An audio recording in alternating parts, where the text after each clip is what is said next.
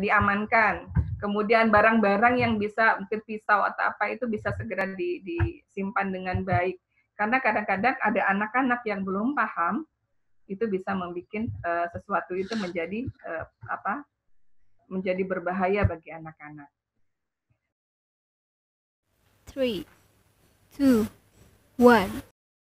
Puspaga Semanggi, Surabaya.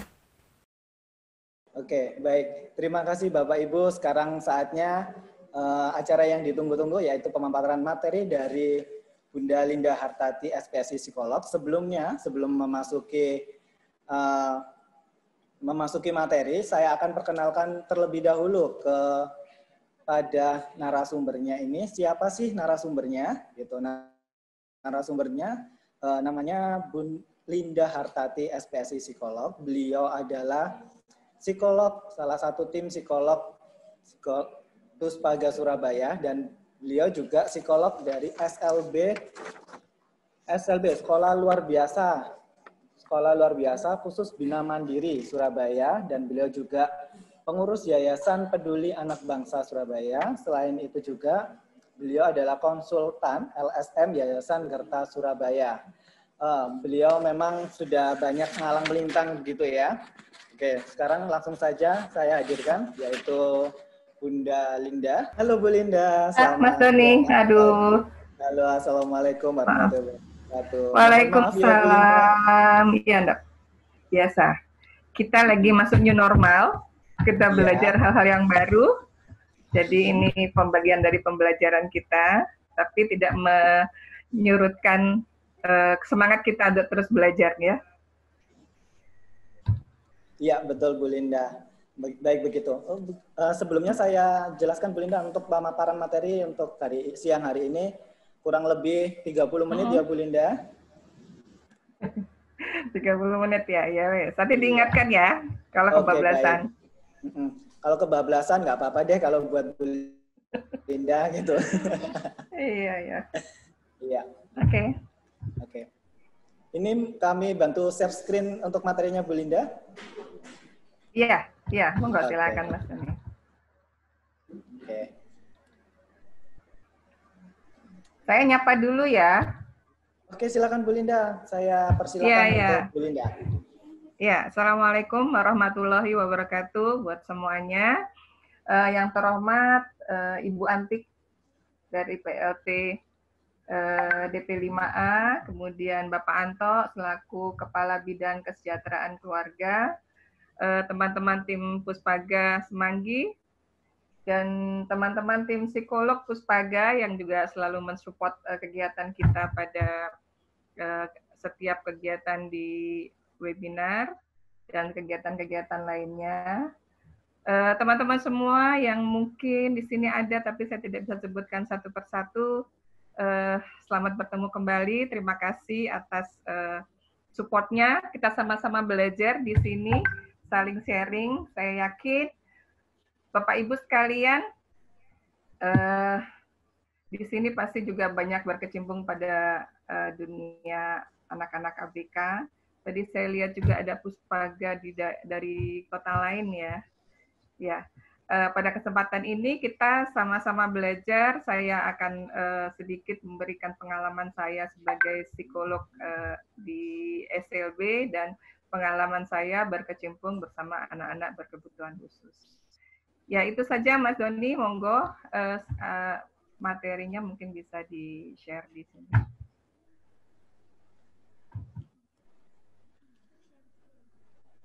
Oke, baik Ibu.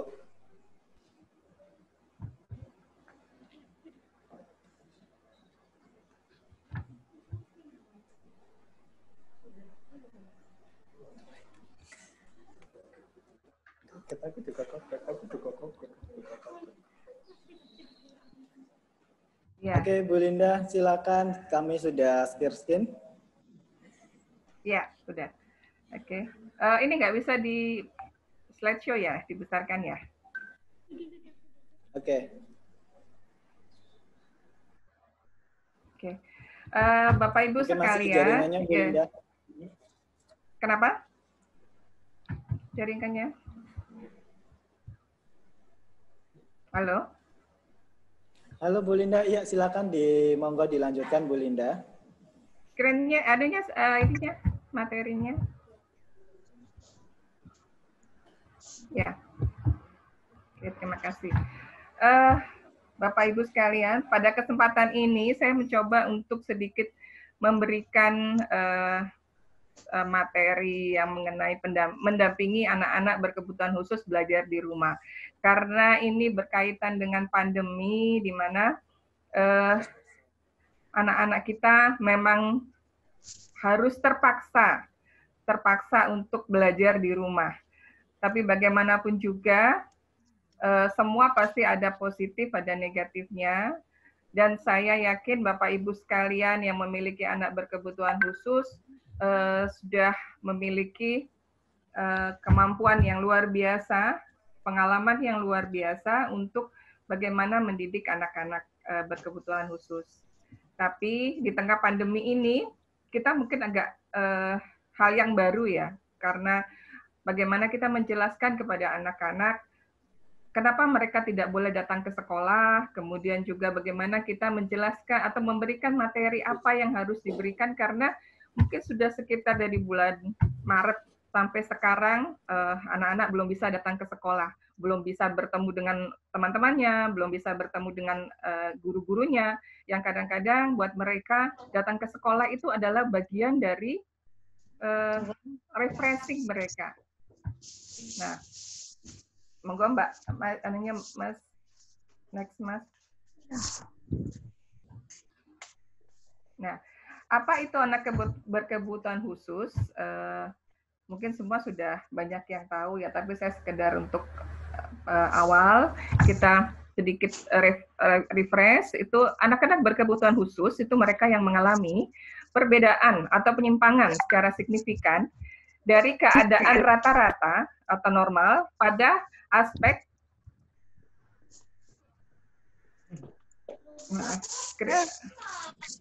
materinya pada aspek fisik, motorik, kognitif, emosi, atau sosial, sehingga memerlukan pelayanan pendidikan yang khusus, baik di atas maupun di bawah rata-rata. Itu anak berkebutuhan khusus. Apa saja yang bisa dimasuk dalam kategori anak-anak berkebutuhan khusus? Kalau biasanya orang tahu itu berkebutuhan khusus, itu adalah awalnya seperti autis, tapi ternyata tidak sekedar hanya autis. Anak-anak berkebutuhan khusus itu banyak macamnya. Intinya bahwa mereka anak-anak yang perlu penanganan khusus yang berbeda dari anak-anak pada umumnya. Next, Mas. Next. Ya. Anak-anak berkebutuhan khusus bisa dalam kategori ada anak tunanetra, teman-teman pasti sudah tahu, kemudian anak tunarungu, tunagrahita, baik ringan, sedang maupun berat, tunadaksa, daksa ringan atau sedang, tunalaras, tunawicara, dan tunaganda. Juga ada lagi ada anak-anak dengan HIV/AIDS.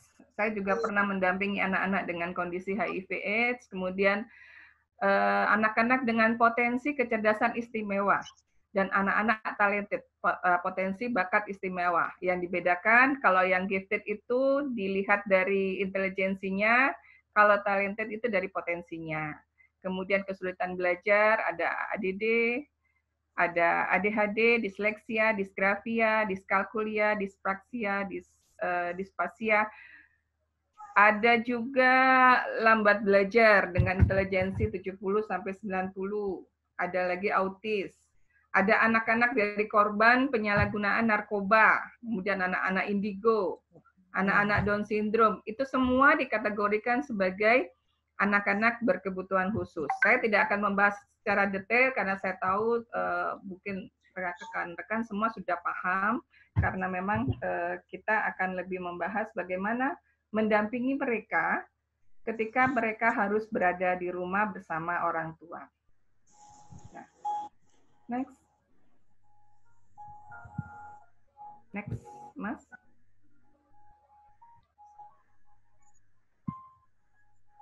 Materi selanjutnya, prinsip-prinsip belajar ABK. Ini saya sedikit menyinggung mengenai prinsip apa sih namanya belajar. Kalau belajar itu kan sebenarnya membuat sebuah perubahan. Bagaimana seorang itu berperubahan akibat sebuah stimulus respon. Kemudian untuk ABK, prinsip belajar itu memang ada prinsip yang umum dan prinsip yang khusus. Prinsip umum itu adalah yang ditekankan pada setting pembelajaran adaptif. Karena sekarang kalau terutama di kota Surabaya, anak-anak itu karena sekolah-sekolah umum banyak menerima anak-anak berkebutuhan khusus. Sehingga perlu ditekankan lagi bagaimana mereka harus bisa men-setting pembelajaran adaptif bagi anak-anak berkebutuhan khusus. Jadi prinsipnya umum itu adalah bagaimana membedakan antara pelajaran yang ramah anak untuk di sekolah reguler, yang ramah terhadap ABK dibandingkan sekolah untuk konvensional. Ada 4 tahapan sebenarnya. Ini saya agak keliru ini mengetiknya. Ada 4 tahapan yang harus dilakukan untuk bisa membuat anak-anak itu bisa pembelajarannya diadaptasikan pada anak-anak KBK. Tahapan pertama sebenarnya ini mungkin ini adalah tahapan pertama adalah duplikasi. Duplikasi itu adalah bagaimana pembelajaran itu diduplikasikan, diambil semuanya untuk dilakukan pada anak-anak berkebutuhan khusus. Mungkin itu agak berat bagi anak-anak berkebutuhan khusus. Yang kedua adalah setting pembelajaran modifikasi. Modifikasi itu bagaimana ada materi tertentu yang tidak bisa dilakukan atau tidak bisa diberikan pada anak-anak berkebutuhan khusus, sehingga ia dimodifikasi supaya bisa diterima oleh anak-anak berkebutuhan khusus. Terus kemudian yang ketiga adalah setting pembelajaran substitusi, mengganti. Umpamanya materi-materi yang memang tidak bisa diberikan bagi anak-anak yang berkebutuhan khusus, sehingga diganti dengan materi yang bisa diterima. Umpamanya gini, untuk anak-anak tunanetra.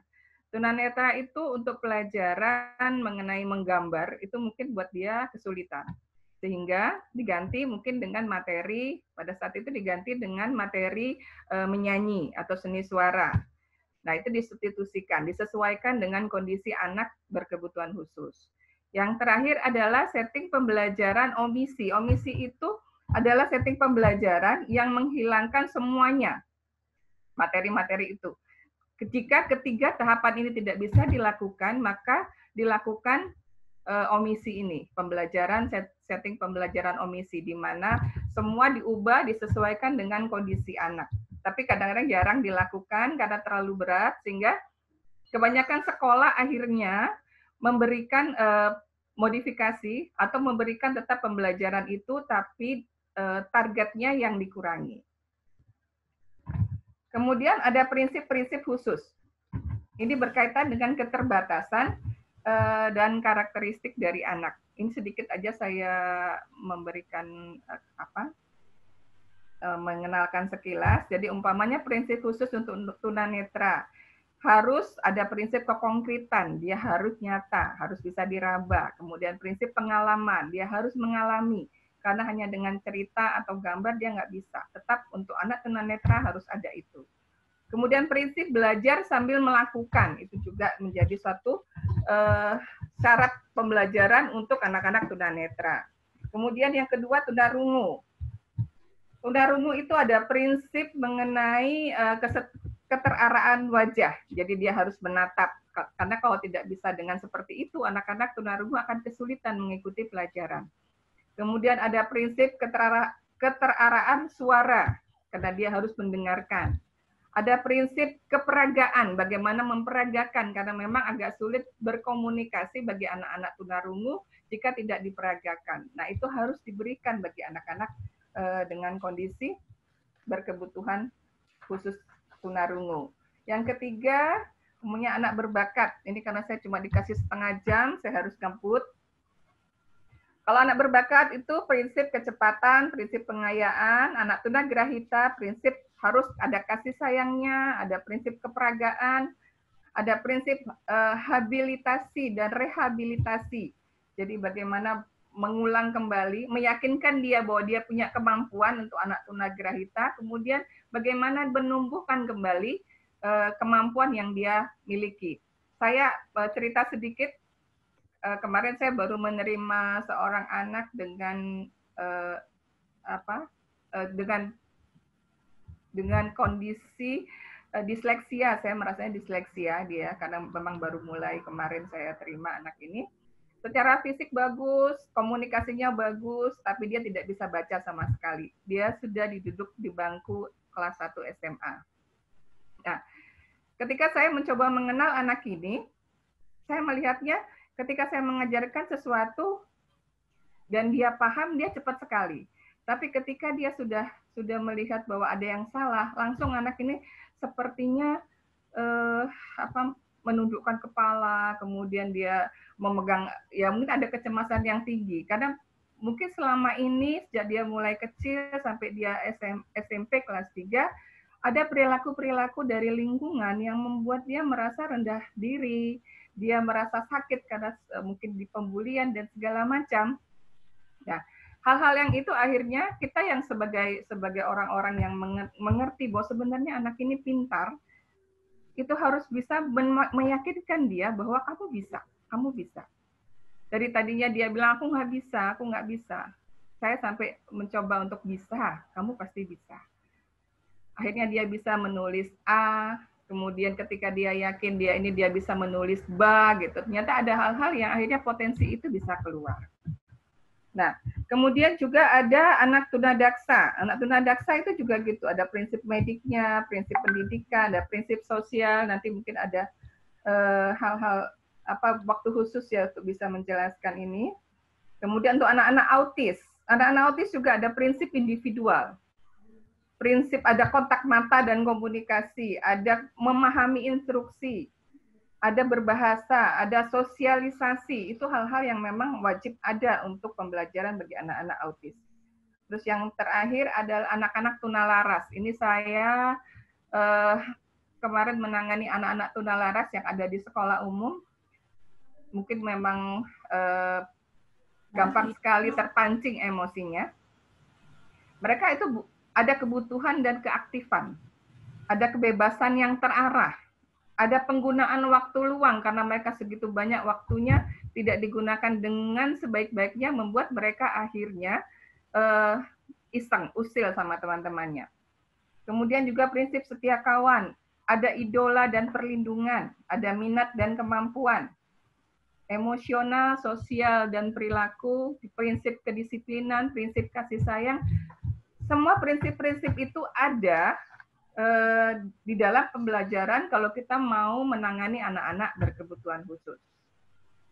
Nah, kemudian bagaimana cara menangani anak-anak berkebutuhan khusus?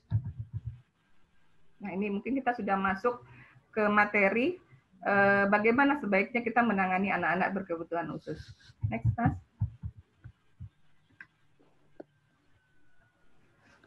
Ya. Sebagai pendamping, dukungan sebagai pendamping, satu, kita harus selalu memberi motivasi buat anak-anak. Karena seringkali kita suka mengkritik karena dia tidak bisa. Saya selalu bilang bagi anak-anak ini untuk sementara tidak ada kritikan dulu. Karena kalau mereka tidak bisa, kemudian mereka dikritik, maka mereka akan semakin menarik diri. Jadi selalu memberi motivasi. Bisa tidak bisa selalu beri motivasi buat anak-anak ini. Kemudian memasukkan ke sekolah yang tepat. Nah, sebagai pendamping, sebagai orang tua, kita harus tahu mana sekolah yang tepat buat anak kita. Jangan hanya karena sekolah ini gratis, sekolah ini dekat rumah, sekolah ini teman kita gitu, sehingga kita masukkan saja, kita tidak peduli anak kita dengan kondisi yang seperti apa. Nah, kadang-kadang yang sering terjadi, saya menemukan anak-anak yang mungkin sudah tidak tertangani dengan maksimal. Dan sayangnya saya menemukannya di usia dia yang sudah 15 tahun, yang 14 tahun, dan tidak bisa atau belum bisa apa-apa. Nah, itu yang kasihan buat anak-anak ketika dia masuk ke sekolah yang kurang tepat. Yang ketiga, dukungan memberi keterampilan hidup. Keterampilan hidup itu bagaimana? Hal yang sehari-hari, bagaimana nanti dia bisa bertahan. Bagaimana nanti dia bisa membuat sesuatu yang kalau nanti tidak ada orang tua, dia bisa bertahan untuk bisa hidup. Yang keempat, sebagai pendamping, tidak selalu kita itu bisa kuat. Kadang-kadang kita perlu bergabung dalam komunitas atau perkumpulan. Selain untuk curhat, untuk bertukar pikiran, itu juga untuk membuat kita mendapatkan informasi-informasi mengenai anak-anak berkebutuhan khusus. Next. Nah, ini cara menanganinya. Seorang pendamping harus terbuka pemikirannya. Satu, ketika kita menemukan bahwa anak kita itu berkebutuhan khusus, kita harus bisa menerima mereka apa adanya. Terbuka, kemudian memahami, kita tetap bisa, ya ini anakku, aku nggak bisa sembunyikan. Dan kita mencari tahu apa yang terjadi pada kondisi ini. Yang kedua, pengawasan sejak dini. Pengawasan ini adalah anak-anak ini harus selalu dapat pengawasan dari mulai dia kecil. Karena kita dengan mengawasi, kita jadi tahu anak-anak kita itu perubahan-perubahan apa yang terjadi, apa bagian-bagian atau sisi-sisi yang tidak berkembang dari anak itu. Dari kita mengawasi itu kita akan tahu kalau anak-anak ini tidak berkembang di bagian ini, kita harus memberi stimulasi dengan lebih banyak sehingga dia bisa tertangani dengan lebih cepat. Terus yang ketiga, harus beri motivasi, perhatian, dan bimbingan, itu sudah pasti. Yang keempat adalah adaptasi. Adaptasi itu bagaimana seorang guru, orang tua untuk beradaptasi dengan keadaan anak. Kalau kita tidak bisa beradaptasi dengan kondisi itu, tidak bisa beradaptasi dengan anak kita, maka anak itu sendiri tidak bisa menerima dirinya. Kita akan lebih mudah berinteraksi dengan anak kita kalau kita bisa beradaptasi dengan baik. Yang kelima adalah kedekatan emosional. Ini adalah hal-hal yang memang harus dilakukan pada anak-anak berkebutuhan khusus. Saya bukan orang tuanya, tapi pendekatan pertama saya adalah pendekatan emosional pada anak-anak. Bagaimana mereka mencintai saya. Buat orang lain mungkin tidak mudah ya untuk seperti itu. Yang mudah itu orang tuanya. Karena orang tua punya kedekatan emosional yang sudah ada sejak mereka lahir. Tapi kami sebagai pendidik, sebagai orang luar harus melakukan itu untuk pendekatan emosional pada anak-anak berkebutuhan khusus. Yang keenam adalah mengeksplor keterampilannya. Jadi anak-anak itu kita yakin bahwa setiap anak itu pasti punya kelebihan. Kita harus eksplor ini, apa yang dia bisa lakukan. Semua hal harus kita berikan kepada anak-anak ini, supaya mereka tahu bagaimana keterampilannya itu bisa dikembangkan. Yang ketujuh, kemandirian, bagaimana kita selalu melatih anak kita untuk menjadi mandiri. Bapak Ibu, seringkali anak-anak ini, jika dia tapi mungkin mudah-mudahan di sini tidak ada orang tua yang terlalu memanjakan anaknya ya. Kemandirian ini agak sulit dilakukan. Karena apa? Kadang-kadang anak itu diberikan pada asisten rumah tangga. Asisten rumah tangga itu dibayar untuk melayani. Sehingga kadang-kadang mereka lebih cenderung melayani untuk anak-anak kita, pakaikan kaos kaki, dipakaikan baju, makan masih disuapi, sampai di usia tertentu, usia yang dewasa. Sehingga akhirnya kemandirian ini tidak terbentuk. Saya satu cerita sedikit dengan satu siswa saya ketemunya itu usianya sudah 16 tahun.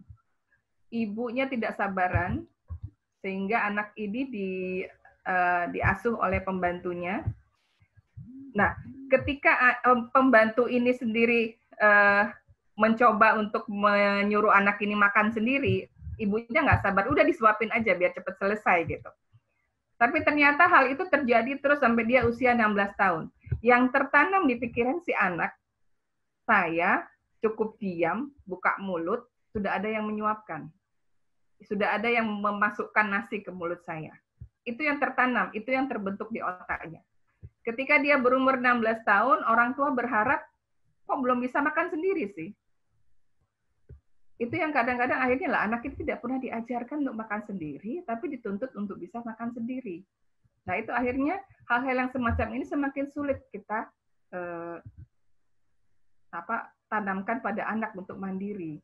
Jadi memang pengawasan sejak dini ini sudah sangat perlu. Bagaimana orang tua harus bisa memandirikan anak sejak mereka dari kecil.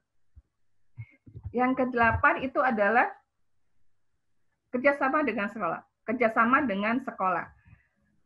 Kerjasama dengan sekolah ini gini, bagaimana orang tua harus proaktif dengan sekolah. Bagaimana orang tua harus rajin tanya pada gurunya, rajin tanya pada mungkin pelatihnya, bagaimana anak ini, bagaimana menangani. Mungkin saja guru ini sudah tahu, punya trik khusus untuk menangani anak ini, sehingga dia bisa share ke orang tua. Nah, itu harus ada kerjasama. Kerjasama itu juga bisa berarti bahwa apa yang dilakukan di sekolah harus juga dilakukan di rumah. Ada orang tua yang kadang-kadang sudah diberitahu, Bu, kalau di rumah jangan disuapi. Bu, kalau di rumah coba belajar untuk pakai baju sendiri, karena di sekolah dia sudah bisa. Tapi kalau di rumah tidak sejalan, tidak bisa kerjasama, maka perkembangannya pun akan terhambat. Saya kadang memberikan ilustrasi, ibarat anak ini adalah mobil, sekolah mendorong ke arah barat, kemudian orang tua mendorong ke arah timur, tidak seimbang, sehingga anak ini akan jalan di tempat.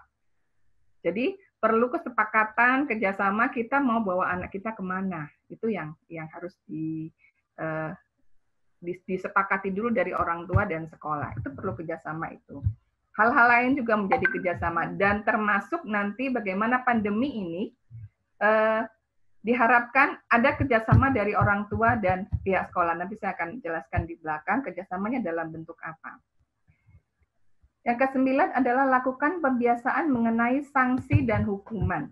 Sanksi dan hukuman ini bukan berarti bahwa hukuman itu pukul apa. Hukuman yang diberikan jangan berupa sebuah kekerasan. Hukuman itu mungkin dengan mengurangi hal yang dia sukai, mengurangi hal yang menjadi kebiasaan dia. Itu bisa menjadi hukuman buat anak-anak ini. Kenapa kita harus berikan? Supaya anak tahu ketika dia berbuat salah, ketika dia melakukan sebuah kesalahan, ini ada sanksinya. Jadi anak-anak dijelaskan kenapa ini tidak boleh, kenapa ini dia harus seperti ini, supaya dia paham di lain kesempatan dia tidak lakukan lagi hal semacam itu. Itu harus dijelaskan. Yang 10 adalah pelajari kebutuhan dan kebiasaan anak. Kita harus paham anak ini sukanya apa. Anak ini butuhnya apa? Ketika anak tantrum, ketika anak mogok sekolah atau mogok apa segala macam, kalau kita tidak paham dia inginnya apa, kita tidak paham bagaimana kebiasaannya, maka kita tidak bisa mengatasi hal-hal yang membuat dia menjadi tantrum. Jadi kita harus tahu, pahami kebutuhan dan kebiasaan anak kita. Dia biasanya kalau jam segini dia selalu minta minuman ini. Biasanya dia jam segini harus tidur jam segini. Jadi itu hal-hal yang itu harus kita pahami. Yang ke-11, walaupun Bapak Ibu memahami bahwa bagaimana caranya menangani anak, tetap jangan tinggalkan saran-saran dari pakar. Karena pakar juga bisa memberikan masukan, tidak semua masukan itu dilakukan karena Bapak Ibu yang paling tahu karakteristik dari anaknya. Tapi saran itu bisa menjadi satu masukan bagi kita bahwa oh ya, mungkin ini bisa dilakukan. Yang ke-12, pilihlah sekolah yang tepat, tadi sudah mungkin jelaskan. Yang ke-13 adalah terapi. Terapi ini kenapa perlu dilakukan? Karena ada hal-hal yang memang tidak bisa kita lakukan sebagai orang tua, tapi bisa dilakukan dan diketahui oleh teman-teman yang memang belajar atau sekolah sebagai terapis. Dia gangguan dari speech delay, gangguan bicara, itu memang ada orang-orang tertentu yang bisa memahami bagaimana terapi yang tepat untuk membuat anak ini semakin berkembang dalam hal berbicara. Atau dia terapi motorik, terapi yang lainnya, itu bisa kita tanyakan kepada terapis atau dipasukkan ke tempat-tempat terapi yang lebih menguasai bagaimana membuat anak ini menjadi berkembang. Next. Ya, nah sekarang kita masuk bagaimana mendampingi ABK di rumah di masa pandemi, karena ini memang lagi tren ya. Ini lebih ke aplikasinya sebagai pendamping. Tadi sudah dijelaskan kerjasama orang tua, guru, dan sekolah, kemudian arahan dari guru dan sekolah. Lakukan perubahan dan penyesuaian. Perubahan itu apa? Anak-anak kan biasa sekolah, biasa berangkat pagi, kemudian dia sekarang harus berada di rumah. Dia tidak paham kenapa biasanya aku pagi-pagi sudah berangkat ke sekolah, kemudian kok sekarang nggak boleh sekolah, di rumah terus, sama mama sama papa terus, padahal mungkin ada kelekatan dengan gurunya. Nah, hal-hal yang itu harus kita lakukan perubahan dalam rumah kita. Bagaimana kita mengubah rumah kita, menyesuaikan dengan kondisi yang membuat anak-anak menjadi nyaman. Nah, perubahan-perubahan ini harus kita sesuaikan dengan kondisi anak. Menyesuaikan bagaimana nanti dia harus belajar di ruangan tertentu, bagaimana nanti dia harus mengerjakan tugas-tugas yang diberikan oleh gurunya. Yang keempat adalah manfaatkan sumber daya di rumah. Sumber daya di rumah itu apa? Sumber daya di rumah itu ada orang-orang yang ada di rumah. Itu bisa kita manfaatkan. Barang-barang yang ada di rumah, itu kita bisa manfaatkan untuk pembelajaran anak-anak. Belajar itu bukan cuma membaca, menulis, berhitung. Banyak hal yang bisa kita lakukan untuk membuat anak-anak ini bisa belajar.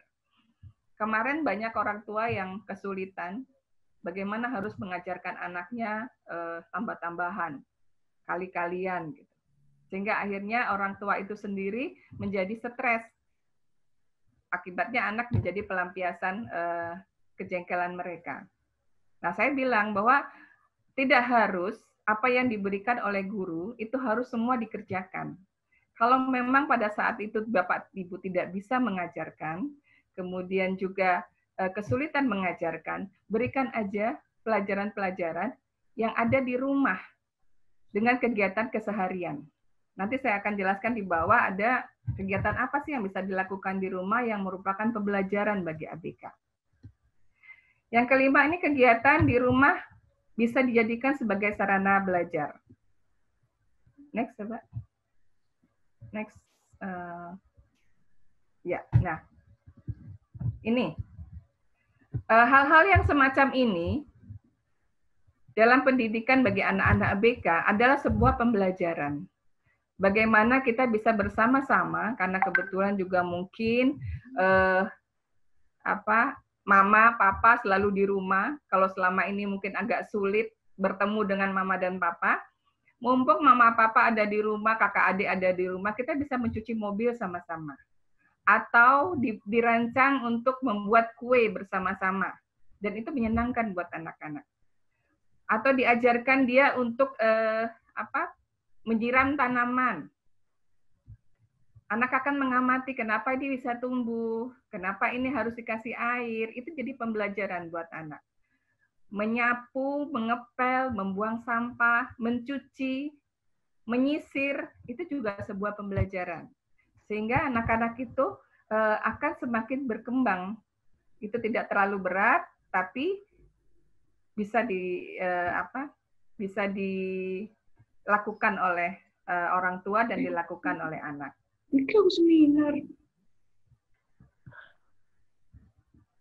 Selanjutnya ini juga ada nih. Ya. Nah, kalau menurut UNICEF, apa yang perlu diperhatikan? Yang diperhatikan adalah bagaimana orang tua memberi pemahaman kepada anak. Pemahaman apa? Pemahaman tentang COVID ini. Pemahaman tentang kenapa tidak boleh sekolah. Kenapa harus di rumah saja. Berikan pemahaman kepada anak. Buat anak-anak yang mungkin tidak bisa paham dengan kata-kata, kita bisa lakukan dengan memberinya gambar. Kemudian ada banyak ya gambarnya virus corona. Kenapa tidak boleh ke rumah dulu? Kenapa harus pakai masker? Kenapa harus cuci tangan? Kenapa harus jaga jarak? Itu diberi pemahaman kepada anak-anak kita. Yang kedua adalah membangun optimisme. Membangun optimisme bagi anak-anak itu nggak mudah. Karena kita sendiri pun juga kadang-kadang membangun untuk diri sendiri. Saya kemarin banyak dapat konsultasi orang tua, orang dewasa, untuk optimis bahwa ke depan akan menjadi lebih baik. Itu sulit. Orang tua akan stres dengan kondisi yang ada karena mereka tidak kerja, mereka mungkin harus selalu di rumah, penghasilan tidak ada, itu membuat akhirnya pesimis untuk bisa ke depannya seperti apa. Nah, ini harus kita bangun. Kalau kita sudah bisa bangun ini, baru kita bisa bangun optimisme untuk anak kita. Kita akan selalu tanamkan, bisa. Nanti kamu bisa untuk sekolah lagi.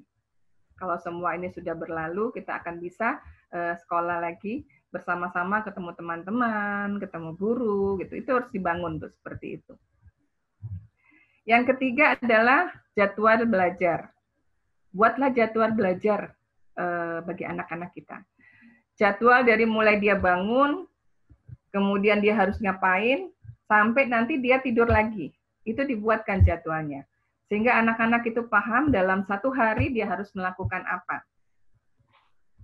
Ini juga bisa dibantu dari pihak sekolah. Dari pihak sekolah, bagaimana kita bisa bersama-sama sekolah untuk membuatkan modul, karena mungkin daring nggak semua bisa lakukan ya, karena tidak semua juga anak-anak itu paham untuk IT, juga tidak semua juga memiliki laptop atau perangkat-perangkat yang untuk daring, tapi bisa kerjasama dengan guru untuk membuatkan modul. Jadi kalau seperti di tempat saya, kita sudah buatkan modul buat anak-anak untuk 1 minggu, karena nggak usah terlalu panjang. Untuk 1 minggu guru sudah membuat modul. Ini sangat membantu bagi orang tua untuk bisa memberikan pembelajaran kepada anak dan mengurangi stres bagi orang tua. Terserah nanti itu dilakukan atau tidak, yang penting sudah ada panduan. Orang tua bisa lakukan, mungkin orang tua yang kreatif, orang tua yang punya banyak waktu, bisa memberikan pembelajaran di rumah dengan kegiatan-kegiatan yang di rumah.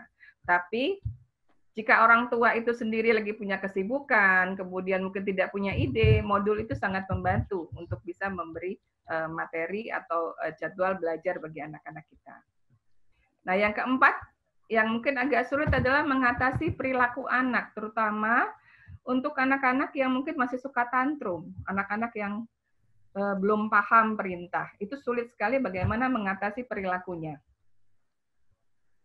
Nah, apalagi mungkin dengan perubahan-perubahan yang ada, yang pasti anak-anak kita, perilaku-perilaku anak ini, perilaku-perilaku tantrum, ini pasti akan muncul.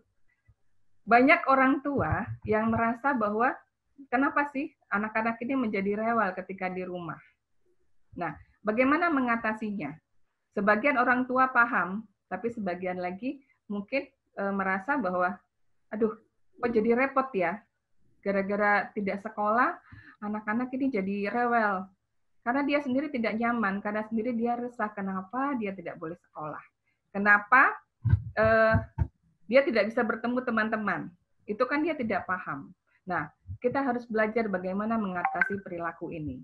Itu yang harus kita lakukan.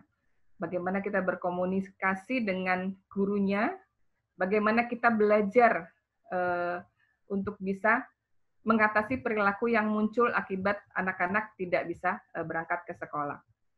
Itu yang sulit. Dan kadang-kadang hal itu membuat orang tua menjadi stres. Kalau anak-anaknya sudah baik-baik saja, sudah bisa mengerti, sudah bisa diatasi, itu tidak menimbulkan stres. Tapi kalau seperti ini gambarnya, rewel, itu pasti akan menimbulkan emosi tersendiri bagi orang tua. Pengalaman saya, ketika saya mengamati, saya di tahun 96 bermain, berkumpul bersama anak-anak ini, ternyata kuncinya bagaimana anak-anak ini menjadi aman, menjadi nyaman, menjadi tenang, itu adalah dari kita juga sebagai pendampingnya. Kita harus belajar untuk bisa bersabar. Bagaimana menjadi sabar itu nggak mudah memang. Karena ternyata insting anak-anak ini sangat kuat. Dia tahu apa yang terjadi pada orang-orang di sekitarnya. Saya sampai mungkin sekitar 3 tahun saya harus belajar mengendalikan emosi saya supaya tidak terbaca oleh anak-anak. Pernah satu pengalaman, ada waktu itu ada mahasiswa yang magang di tempat kami, observasi di kelas, kemudian tidak biasanya anak-anak ini semua bergejolak di kelas itu. Jadi kemudian kenapa ada yang teriak, ada yang nangis, ada yang ini, dan itu tidak bisa dikendalikan dan itu tidak seperti biasanya. Kemudian guru menyarankan lebih baik mungkin keluar dulu, ada supaya anak-anak menjadi tenang. Benar, ketika mahasiswa ini keluar, kemudian anak-anak sudah lebih stabil. Saya tanya, kenapa Mbak? Lagi kondisi gimana? Ternyata Mbak ini lagi hamil muda, kemudian bad mood lah dia.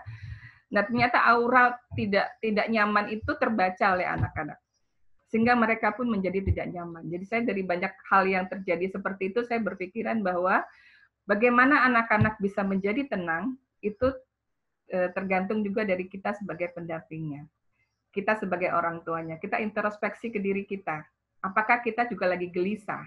Apa juga kita juga lagi punya amarah? Sehingga akhirnya anak-anak itu juga menjadi seperti itu. Utama yang kita bisa lakukan adalah bagaimana kita menterapi diri kita untuk belajar menjadi sabar dulu, sehingga apapun perilaku anak-anak itu akan membuat kita bisa menerima. Nah, ini ada tips cara bersabar yang mungkin sedikit bisa membantu, adalah bagaimana menghadapi ini dengan berinteraksi dengan anak dalam cara yang positif. Jadi setiap kita berinteraksi dengan anak, itu lakukanlah dengan cara yang positif. Bagaimana kita mengajarkan dia untuk selalu tersenyum. Bagaimana mengajarin anak-anak untuk tertawa. Supaya interaksi itu tidak interaksi amarah, tidak interaksi kejengkelan. Lakukan interaksi dengan anak itu dengan cara yang positif. Hal-hal yang itu akan ditiru sama anak-anak. Dia akan lihat itu bahwa, oh ternyata interaksi itu dengan ekspresi yang seperti ini itu akan lebih menyenangkan. Terus yang kedua, menciptakan lingkungan yang aman untuk anak. Ini harus kita lakukan karena anak-anak berkebutuhan khusus. Anak-anak berkebutuhan khusus itu rentan sekali terhadap bara bahaya. Kalau kita tidak mengkondisikan lingkungan itu aman, biasanya akan banyak yang terjadi hal-hal yang tidak kita inginkan. Jadi kita harus ketika anak-anak sudah di rumah harus disetting untuk aman. Pagar, bagaimana pagar itu dikunci. Kemudian di kamar mandi itu juga harus diamankan. Kemudian barang-barang yang bisa mungkin pisau atau apa itu bisa segera disimpan dengan baik. Karena kadang-kadang ada anak-anak yang belum paham itu bisa membuat sesuatu itu menjadi menjadi berbahaya bagi anak-anak. Nah, yang ketiga lagi adalah berbagi dengan orang lain. Saya tahu Bapak Ibu itu sudah cukup paham menangani anak-anak dari mulai anak-anak lahir sampai mereka dewasa.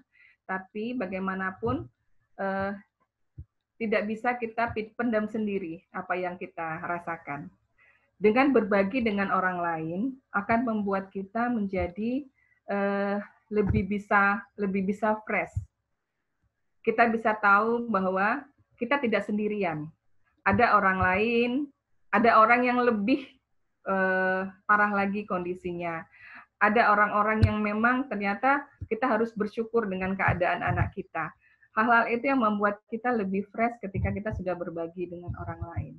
Atau berbagi dengan pakar, kalau kita tidak tahu bagaimana caranya menangani anak-anak. Atau kita ikut perkumpulan organisasi untuk anak-anak ABK. Di Surabaya ini banyak organisasi bagi anak ABK. Nah, itu bisa kita ikuti. Hal-hal yang itu akan membuat kita menjadi fresh, sehingga ketika kita fresh, kita akan lebih gampang menangani anak-anak kita. Nah, next, itu yang bisa sedikit saya bagi. Terakhir, sedikit prakata, orang tua yang memiliki anak berkebutuhan khusus memiliki tantangan tersendiri dalam mengasuh dan mendidik anak-anak mereka. Tantangan tersebut dapat menimbulkan emosi negatif dan stres. Namun, dengan adanya dukungan sosial yang didapatkan, orang tua dapat bangkit dari kesulitan, kemudian menghadapi tantangan, dan menjadi pribadi yang lebih kuat dan tangguh dan resilient. Sementara itu yang bisa saya bagi, mungkin kita lebih ke tanya jawab. Monggo Mas Joni. Baik Bu Linda, terima kasih. Waktunya pas Bu Linda. Ya ngebut Mas. Oh iya. Dikasihnya setengah jam. Iya. Sudah pas ngepres setengah jam. Sebelumnya bisa saya simpulkan sedikit Bu ya. Saya mau pengen juga. Jadi kalau untuk anak berkebutuhan khusus yang saya catat itu membiasakan, mohon maaf, untuk pembelajaran itu dari ada duplikasi, modifikasi, substitusi, omisi, seperti itu ya Bu Linda ya. Terus kita kalau untuk sebagai orang tua itu juga sebagai pendamping selalu memberikan motivasi juga. Kita juga harus bisa memasukkan sekolah dengan sekolah yang tepat untuk anak, dan kita juga memberikan keterampilan. Dan selain itu juga kita juga untuk ikut bergabung dalam komunitas seperti itu ya Bu Linda. Oke Bu Linda, di sini ada pertanyaan yang sangat banyak sekali dari para Bapak Ibu dan peserta di Zoom webinar ini. Mungkin Bu Linda siap ya Bu ya? Saya bacakan. Iya, ya. Oke. Yang pertama ini Bu Linda dari Bu Jati Anggraini, yaitu mohon izin bertanya. Dalam penanganan ABK, ada salah satu poin, terutama di poin 9, pembiasaan dan hukuman. Apakah ini berlaku untuk semua jenis anak berkebutuhan khusus dan seberapa efektif cara ini harus dilakukan dibandingkan dengan pembiasaan reward? Terima kasih Bu Linda. Iya. Ini sanksi ya, sanksi atau hukuman ya. Mungkin memang gini, istilahnya hukuman kalau di orang-orang kadang-kadang negatif ya karena hukuman. Tapi kita saya memberikan ini hukuman itu bukan berarti bahwa harus ada kekerasan. Karena itu tidak boleh memang dilakukan terhadap anak. Kekerasan fisik maupun kekerasan psikis itu tidak boleh dilakukan pada anak-anak. Hukuman yang kita berikan itu adalah berupa sanksi. Kenapa kita harus lakukan begitu? Supaya anak-anak tahu bahwa kalau ini salah dan ini ada resikonya. Kalau kita tidak memberikan itu, bahwa nanti anak-anak ketika dia ke masyarakat, dia tidak paham bahwa ternyata ketika saya memukul, ada orang yang membalas memukul saya. Kenapa gitu? Karena selama ini biasanya kan cuma dikasih tahu aja kalau gini, oh ini sebaiknya seperti ini, itu kan rewardnya ya. Kalau kamu bisa seperti ini, kamu mendapatkan reward, bisa main seperti ini. Tapi di sini kita bilang, kalau umpamanya dia memukul ya, saya kalau biasanya memukul, saya beri hukuman atau sanksi, itu adalah dia karena kamu memukul temanmu, sekarang kamu tidak usah main dulu sama temanmu, kamu disendirikan ya. Gitu. Itu sanksi yang saya berikan. Tapi saya jelaskan, kenapa harus sendirian? Saya selalu cerita sama dia. Seperti kalau hewan itu kalau dia mengganggu buat kelompok lain, dia kan mesti harus disendirikan supaya dia tidak menyakiti. Sementara kamu disendirikan dulu, kamu biar tahu kalau nanti berkumpul sama teman-teman itu ternyata menyenangkan. Bagaimana supaya kamu bisa berkumpul dengan teman-teman lain, tidak menyakiti gitu. Itu yang kita jelaskan. Jadi selalu kata jelaskan itu diberikan. Hukumannya, sanksinya itu yang saya rasa memang harus diberikan. Sehingga dia merasakan tidak enak ketika sendiri, tidak nyaman ketika saya sendiri gitu. Itu sanksi yang diberikan ke dia. Jadi kalau dia pengen main sama teman-temannya, bahwa ternyata memukul itu membuat orang lain sakit, membuat orang lain tidak nyaman. Ya itu yang saya ini kan tadi dengan kenapa diberikan sanksi atau hukuman bagi anak-anak. Mungkin istilahnya itu yang agak kurang cocok ya bagi Bu Yati ya. Tapi itu yang saya jelaskan mengenai hukuman atau sanksi itu. Lainnya, Mas? Iya, baik Bu. Semoga Bu Jati bisa lebih jelas apa yang dimaksudkan dengan pembahasan dan hukuman tersebut. Untuk pertanyaan selanjutnya, Bu Linda. Ini saya gabung ya, Bu Linda. Saya ada 2 pertanyaan. Tapi ini salah satu ini ada kemiripan. Yang pertama dari Bu Inayatul Khalifah dan Bu Kinan. Yang kondisi, ini pertanyaan dari Ibu Inayatul. Kondisi anak saya IQ-nya normal, delay motorik kasar dan belum jalan. Usianya 7,5 tahun dan baru daftar di SD Negeri Inklusi. Terkadang sulit memberikan motivasi untuk belajar secara konsisten. Mohon advice apa yang harus saya lakukan. Dan kalau untuk yang dari pertanyaan Bu Kinan itu, tips bagi orang tua supaya tetap bisa selalu bersemangat membersamai, dan tips untuk anak tidak mudah bosan ketika berkegiatan di rumah. Begitu Bu Linda. Oke. Tips tidak bosan ya. Iya. Ya, ini tadi Bu Inayah ya, anaknya IQ-nya normal tapi belum bisa jalan. Iya, betul Bu Linda. Bagaimana dia bisa konsisten untuk mau belajar, ya. Nah, kalau anak-anak yang mengalami gangguan dalam motoriknya, itu biasanya memang ada kelemahan dalam motoriknya. Itu memang harus diterapi untuk bisa dikuatkan. Nah, kelemahan itu membuat dia juga ketika dia pertama harus belajarnya seperti apa yang diberikan. Apakah langsung belajar menulis? Apakah langsung belajar angka-angka? Atau hitungan, karena biasanya sekolahnya seperti apa. Itu kita harus lihat. Kalau itu langsung diberikan ke anak, anak akan mendapatkan pelajaran pertama itu tidak menyenangkan buat dia. Ketika dia tidak menyenangkan, itu akan ditolak. Kalau itu tidak ditolak, kita mau paksain dia belajar pun dia tidak semangat. Jadi, saya tadi menyarankan, berikan pembelajaran yang sesuai dengan kondisi anak. Kemampuan anak, itu disesuaikan. Jadi kalau dia umpamanya masih belum bisa untuk melakukan hal yang ini, diturunkan lagi standarnya sampai seberapa dia mulai bisa menguasai.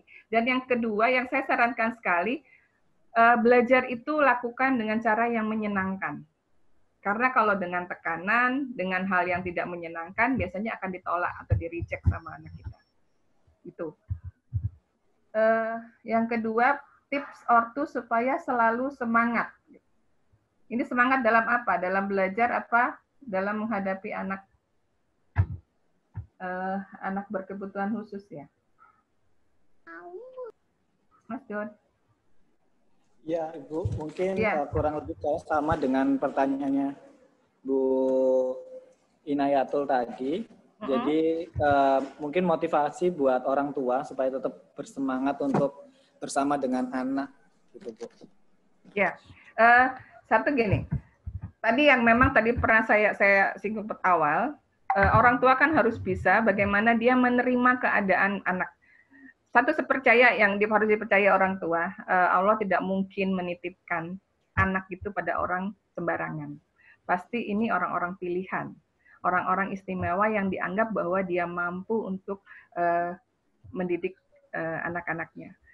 Kita dititipi, kata dititipi anaknya Bu Wali atau dititipi anaknya Presiden aja kita yang Pak Presiden juga pasti akan memilih orang-orang tertentu untuk dititipi anaknya, cucunya lah umpamanya. Dia nggak akan sembarangan kasih orang, apalagi itu Tuhan. Pasti dia akan berikan pada orang-orang tertentu. Nah, itu juga bisa menjadi semangat bagi orang tua bahwa saya itu adalah orang pilihan. Nah, yang kedua, terima anak apa adanya. Kenapa anak ini menjadi seperti ini? Pasti ada tujuannya. Pasti ada maksud dari dari Allah sendiri menitipkan itu kepada orang tua dan menciptakan anak dengan kondisi yang seperti ini. Memang kita harus belajar bersabar untuk bisa menghadapi. Ya. Jadi dengan kesabaran itu, saya percaya begini. Kadang-kadang gini, Mas Den. Buat saya pribadi, adanya anak-anak seperti ini ternyata sebenarnya bukan buat mereka, tapi adalah buat saya. Saya bekerja untuk anak-anak ini, membuat saya menjadi lebih baik dari hari ke hari. Saya berterima kasih kepada mereka. Karena mereka yang membuat saya berubah. Karena mereka membuat saya semakin banyak tahu tentang sesuatu. Karena mereka saya belajar menjadi bagaimana bersyukur, bagaimana saya melihat ciptaan Tuhan begitu indahnya. Itu banyak yang kita dapatkan. Kalau kita mau mencintai apa yang ada dalam diri anak-anak ini. Itu yang bisa menjadi kita semakin semangat untuk menangani. Percaya, bertahun-tahun kita bersama mereka, kita akan menjadi lebih baik. Saya selalu bilang dulu, kalau saya pernah dikasih tahu ada seorang ustadz yang mengatakan bahwa anak-anak berkebutuhan khusus itu adalah anak-anak surga. Anak-anak penghuni surga yang mungkin nanti mereka tidak perlu lagi mereka masuk udah dapat tiket untuk masuk ke surga, ya bukan karena saya, tapi saya itu yang dikatakan oleh seorang ustadz kepada saya. Jadi dia bilang mungkin suatu saat mereka lah yang akan membawa kita. Saya semakin semangat karena saya pikir bahwa dengan saya mencintai mereka, dengan saya bersama mereka, saya akan benar-benar mencium bau surga itu. Saya selalu berusaha untuk seperti itu. Karena ternyata benar. Kenapa dikatakan seperti itu? Karena anak-anak itu yang membuat kita berubah menjadi lebih baik. Karena anak-anak itu yang membuat kita menjadi lebih sabar. Karena anak-anak itu membuat kita menjadi lebih bisa bersyukur. Itu hal-hal yang baik yang kita punya. Sehingga itu yang membuat saya selalu berusaha untuk merangkul mereka. Karena mereka yang membuat saya menjadi berubah menjadi lebih baik.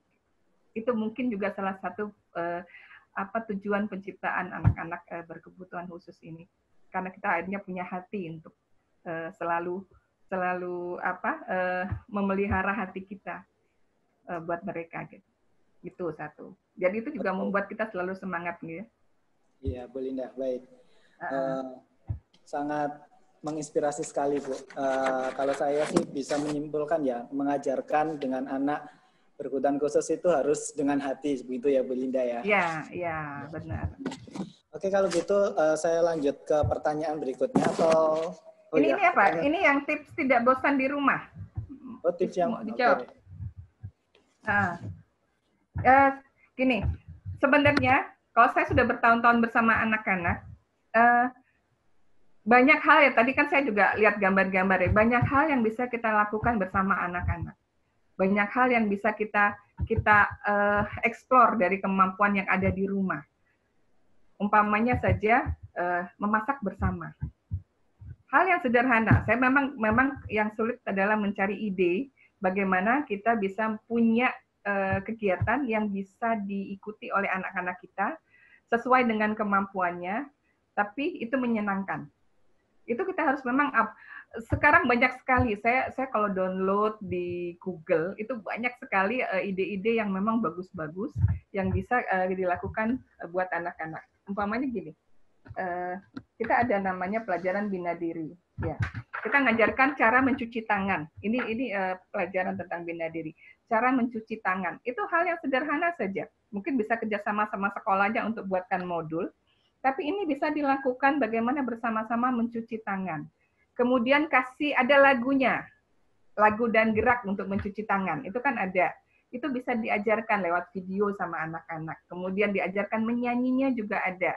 Nah, hal-hal itu yang pasti menyenangkan buat anak-anak karena anak-anak ini sangat suka menyanyi, suka dengan musik, dan kita bisa lakukan bersama-sama bersama mereka. Itu yang bisa salah satu contoh yang bisa buat mereka supaya tidak bosan di rumah. Kemudian juga bisa permainan-permainan nyapu, ngepel. Kalau buat anak-anak di sekolah saya itu kalau nyapu, ngepel tuh mereka senang ya, senang sekali bermain sesuatu yang itu bermanfaat. Ada yang mungkin satu anak itu tidak bisa baca, tidak bisa masih udah umur 9 tahun tapi belum bisa mengerti angka, tapi sukanya cuma bikin donat. Tiap hari minta bikin donat gitu karena dia harus masak gitu, masak. Nah, bagaimana sebagai seorang pendamping untuk bisa membuat dia belajar bagaimana mengenal angka, tapi tetap kita ikuti juga keinginannya membuat donat. Nah, itu saya akhirnya ajak dia membuat donat.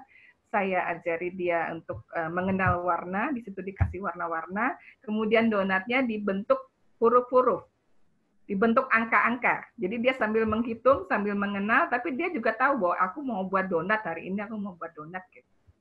Nah, itu kan keinginannya tercapai, dia juga senang, tapi juga dia belajar di situ. Nah, itu salah satu contoh yang bisa dilakukan untuk anak-anak kita. Sesuaikan dengan karakteristik dari anak kita, sesuaikan dengan kemampuan dari anak kita, maka kita akan punya banyak ide untuk melakukan sesuatu. Itu, Oke, Mas baik, Don. Iya, baik Bu Linda. Kita lanjut ke pertanyaan selanjutnya aja, Ibu Linda. Oke, ini pertanyaan dari Pak Thyssen Andresen dari Palu ini, Bu. Jauh dari Palu. Alhamdulillah, Pak. Iya. Palu, teman. Karena ini juga ini untuk pertanyaannya, untuk anak berkebutuhan khusus ini tentunya tidak lepas dari incaran predator seksual. Nah, apa langkah konkret yang harus dilakukan untuk mencegah anak berkebutuhan khusus agar tidak menjadi korban pelecehan seksual? Begitu Bu Linda. Terima kasih. Ya. Makasih pertanyaannya. Makasih Palu sudah bisa kita akhirnya ketemu. Kalau kita offline kita nggak bisa ketemu sama teman-teman di Palu ya, Mas Don ya. Iya, yang betul. Surabaya saja syaratnya. Inilah positifnya. Positifnya ya. Iya, positifnya seperti itu. Webinar ya. Iya. Betul Ibu. Iya. Oke, memang predator seksual itu di Surabaya tuh banyak sekali. Saya juga karena saya kan juga di LSM ya, LSM untuk perlindungan anak. Itu membantu teman-teman krisis center juga untuk menangani anak-anak korban dari predator-predator ini. Nah, hal itu juga yang membuat saya bagaimana men-save anak-anak saya yang ABK untuk supaya mereka tidak menjadi korban. Kasihkan pendidikan seksual sejak dini. Sekarang ada sex education itu sudah saya berikan ketika dia mulai kecil. Bagaimana kita mengajarkan dia mengenal anatomi tubuhnya. Saya perempuan, saya laki-laki, saya seperti ini dan seperti itu.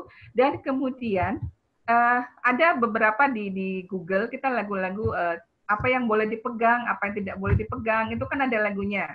Itu diajarkan kepada anak, karena kita mengajarkan dengan gembira. Kemudian juga diajarkan bahwa kalau yang boleh dipegang itu, yang tidak boleh dipegang itu yang tertutup baju dalam. Lagunya kan baju dalam. Jadi kalau ada orang yang pegang-pegang, ada orang yang ngajak-ngajak ini, jangan mau. Tidak boleh. Berteriak, katakan tidak. Itu diajarkan pada anak-anak. Saya sampai mengajarkan ke anak-anak untuk mengatakan tidak. Buat anak-anak yang Down syndrome, anak-anak yang slow learner, itu mungkin sulit sekali untuk bereaksi atau mengatakan sesuatu yang tidak dia sukai. Karena apa? Saya tuh pernah mengajarkan itu, kemudian saya mengamati sendiri. Ada anak saya yang sama temannya dipegang buat dadanya ya, maaf buat dadanya, tapi dia diam. Saya bilang kenapa dia diam gitu. Padahal dia tahu bahwa itu tidak boleh. Kemudian saya panggil anaknya, saya tanya, tadi kamu dipegang, Kenapa tidak menolak? Iya, aku mau menolak, tapi tidak bisa. Karena apa? Karena ternyata ketika mereka sudah shock, mereka tidak bisa berteriak, mereka tidak bisa menolak, mereka tidak bisa marah. Karena sudah di sininya sudah apa? Istilahnya karena orang kalau shock itu kan mungkin nggak bisa bereaksi spontan ya. Ternyata itu akhirnya saya mengajarkan anak saya untuk asertif, harus berani menolak. Untuk berteriak pun saya ajarkan. Bagaimana mengatakan tidak, bagaimana refleks menampis tangan, itu diajarkan. Sampai diajarkan untuk bela diri.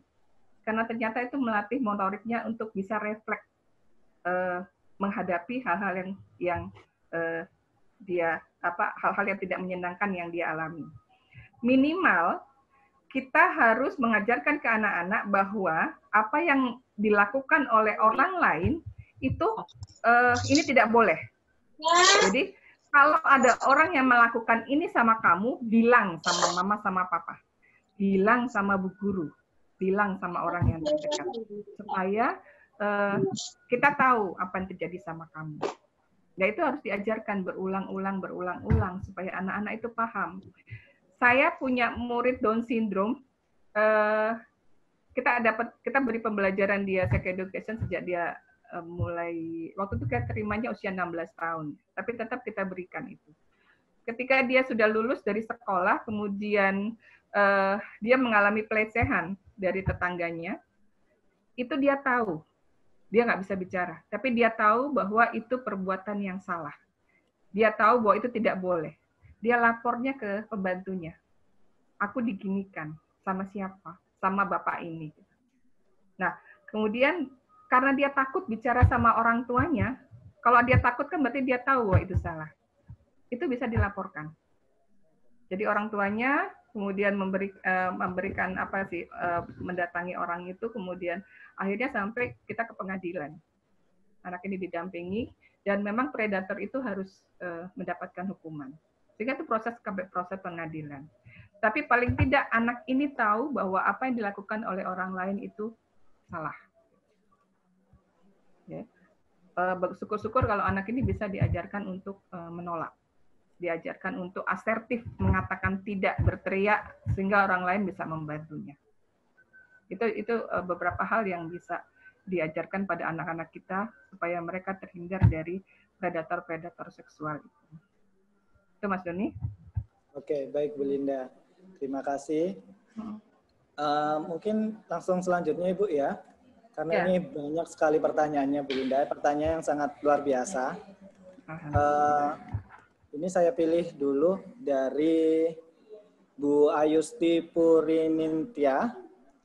Bu Ayusti ini sebagai guru pendamping khusus di SD negeri yang berbasis inklusi. Pertanyaan sangat panjang, tapi saya rangkum Bu ya. Iya. Bu Dian ini sebagai guru, bagaimana cara menyikapi apabila ada perbedaan penerapan atau pembelajaran di sekolah dan di rumah kepada anak berkebutuhan khusus, khususnya bagi orang tua yang kerap menyamakan anak berkebutuhan khusus dan siswa reguler. Seperti itu Ibu. Jadi orang tua siswa berkebutuhan khusus ini menginginkan seperti anak siswa reguler.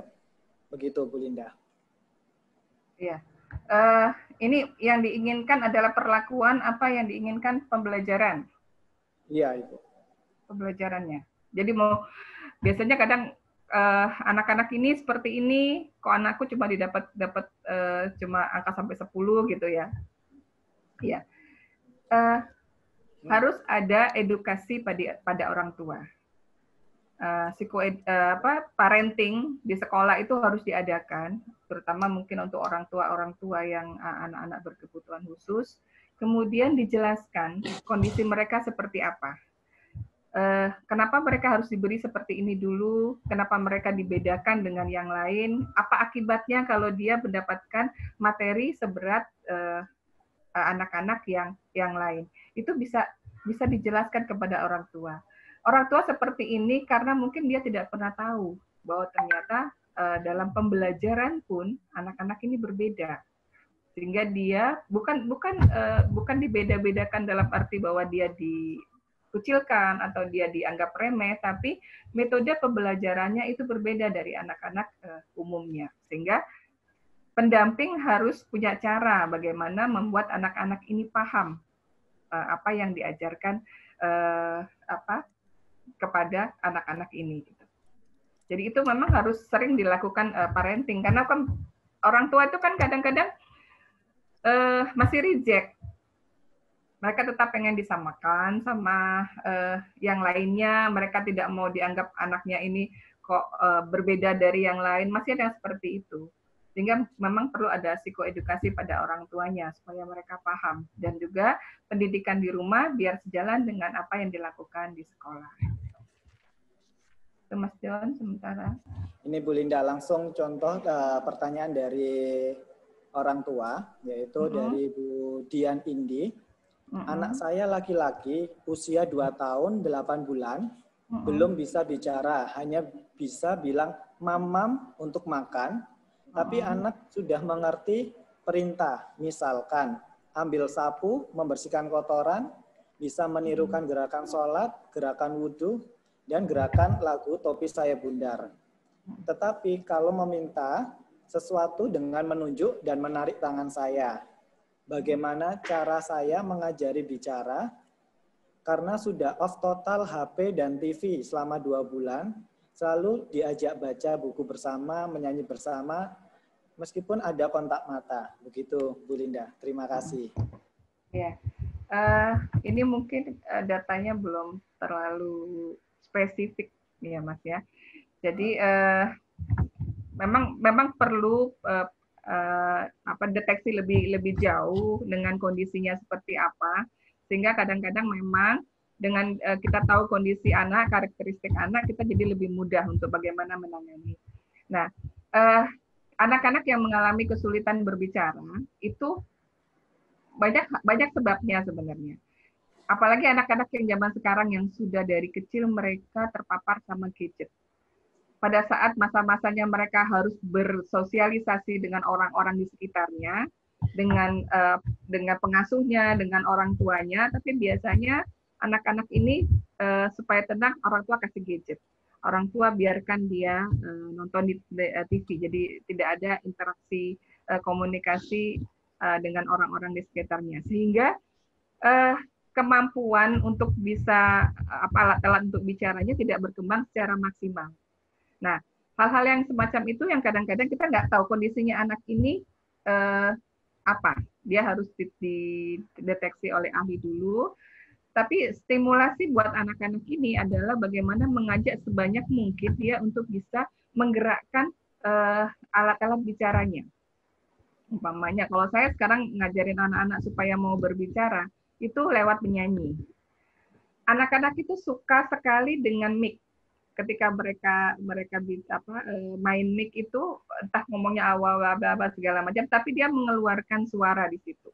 Nah, itu bisa menjadi stimulasi kita, dia untuk bisa menggerakkan otot-otot bicaranya.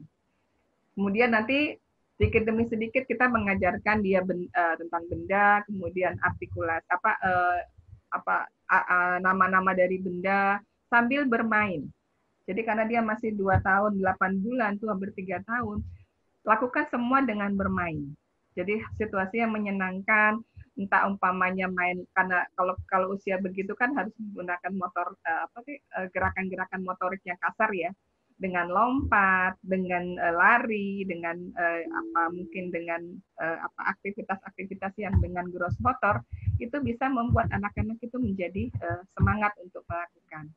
Jadi memang itu semacam terapi buat anak, tapi dilakukan dalam lingkup keluarga bersama orang tua. Itu bisa dicoba untuk seperti itu. Tapi sebelumnya dideteksi dulu kondisi anak ini seperti apa. Kalau dia memang dalam kondisi ini autis. Kalau autis berarti ada terapi yang memang dilakukan untuk anak ini. Apa dulu yang harus dilakukan awal-awal supaya anak ini bisa berkembangnya secara maksimal, bukan cuma kemampuan dari bicaranya yang dilakukan dulu. Gitu Mas Don. Oke, baik Bu Linda. Semoga Bu Dian juga bisa tahu ya apa yang harus dilakukan. Mungkin harus di asesmen dulu Bu ya di Assessment awal. dulu, ya. Ya, begitu. Oke, Bu Linda, karena sekarang waktunya sudah menunjukkan pukul 3, jadi 3:05, jadi kita sudah akhiri aja Ibu untuk acara hari ini. Sebelum ditutup acaranya, saya mohon Bu Linda untuk memberikan closing statement untuk pada materi siang ini, Bu. Ya.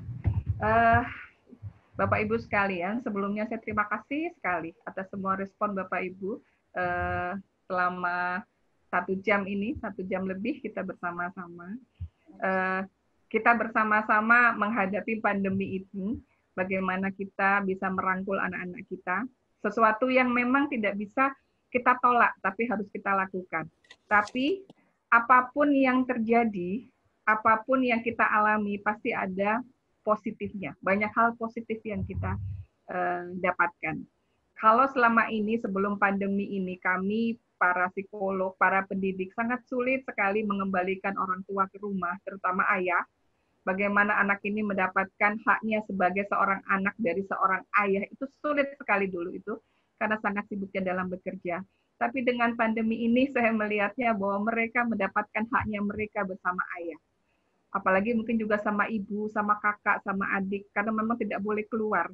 Tapi itu positif yang kami dapatkan. Mudah-mudahan apapun yang kita alami, apapun yang kita hadapi sekarang, pasti ada tujuan positif yang kita dapatkan. Setidaknya bahwa ke depannya dengan nanti new normal, kita tetap mempertahankan pembiasaan yang positif, kita tetap merangkul anak walaupun nanti Bapak Ibu sudah bisa kerja lagi, tapi haknya anak tetap harus diberikan. Karena bagaimanapun mereka adalah generasi-generasi yang nanti akan mendoakan kita, yang akan membuat kita menjadi sesuatu yang luar biasa, itu adalah dari mereka. Anak-anak berkebutuhan khusus ini pasti menjadi anak-anak yang istimewa, yang luar biasa, dengan pemantauan penanganan dari orang tua yang luar biasa. Saya sangat yakin, bertahun-tahun saya menangani, pasti ada sesuatu yang Allah berikan di akhir perjuangan Bapak Ibu, karena bagaimanapun juga mereka adalah anak-anak yang istimewa yang dititipkan ke Bapak Ibu. Dan jangan lupa, Bapak Ibu yang dititipin anak-anak pun adalah orang tua yang istimewa. Jadi tetap semangat, tetap tetap bagaimana kita tetap menjaga kesehatan kita, menjaga semangat kita, bagaimana kita melindungi anak-anak kita. Semoga mereka menjadi anak-anak yang bahagia hidupnya. Itu dulu Mas Doni. Luar biasa. Itu dari Bapak Ibu, dari pemateri kita, Bu Linda Hartati, SPSI Psikolog, sudah memberikan materi yang sangat luar biasa. Oke, demikian dari saya. Acara web ini berakhir. Semoga webinar hari ini bermanfaat bagi kita semua. Terima kasih atas kehadiran Bapak dan Ibu sekalian. Mohon maaf jika ada kesalahan dalam berlangsungnya acara, baik disengaja maupun tidak sengaja. Saya akhiri. Wassalamualaikum warahmatullahi wabarakatuh. Selamat siang dan sampai bertemu di webinar selanjutnya. Terima kasih semuanya. Terima kasih Bapak Ibu, terima kasih semuanya. Terima kasih.